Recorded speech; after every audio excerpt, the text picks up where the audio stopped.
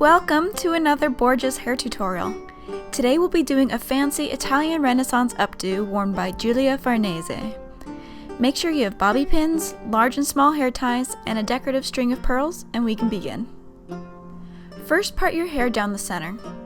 Then create a radial part on both sides of your head, running from the top of your head straight down to behind your ears. That was one part, and here's the second one on the other side. For now, tie these forward sections of hair beneath your chin to keep them out of the way. Next, continue your center part down the back of your head to split the rest of your hair into two halves. With large hair ties, make each of these halves into two ponytails in the center of the section. You may need a mirror to make sure these ponytails are the same height and the same distance from the center part. These will form our braid buns later. However, if your hair is rather thin and you don't like the look of small braid buns, you can also make just one larger ponytail back here to form a single bun later. It won't be as exact of a Giulia replication, but will still look lovely. Now braid these ponytails using a normal 3-strand technique. Braid as far to the ends as you can, because a smaller braid tail is easier to hide in the finished bun.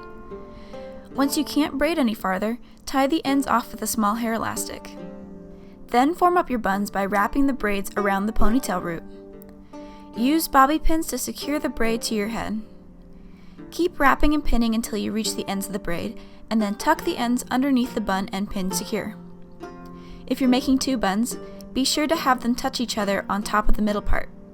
If they don't quite reach each other, or if they're too close to finish wrapping your braids, you may need to adjust the positioning of your ponytails and try again. You may also notice that you can kind of see the ponytail elastics in my buns.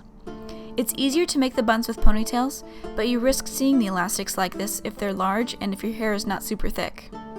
So if you want a more authentic look, forego making the ponytails and just tightly braid these sections before bunning.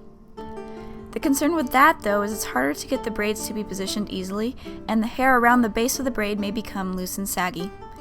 So decide what look you want, and if you choose the harder route, practice before you go out with this style. Let's work on the front braids next. Release the hair sections tied beneath your chin, and make two more vertical parts on each side of your head, about an inch back from your side hairlines. Tie the forward sections under your chin again. Then rope braid the sections above your ears.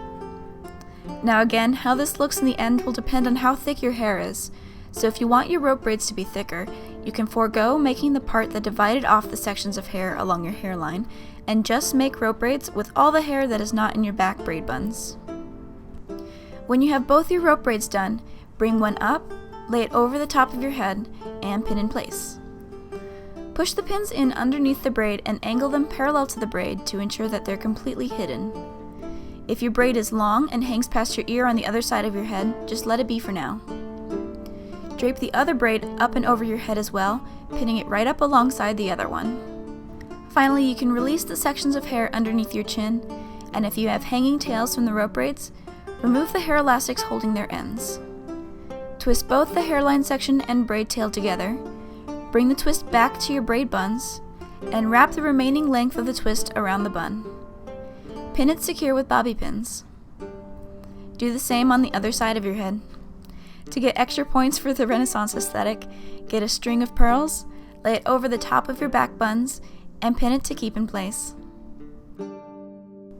You have now finished Giulia Farnese's braided Renaissance updo. Please tell me what you think of the video in the comment section below. I'll be sure to read everyone's input, and if you want to see more Borgias hair or hair tutorials for other historical shows, click the video clips or visit my YouTube channel, Silvousplaits.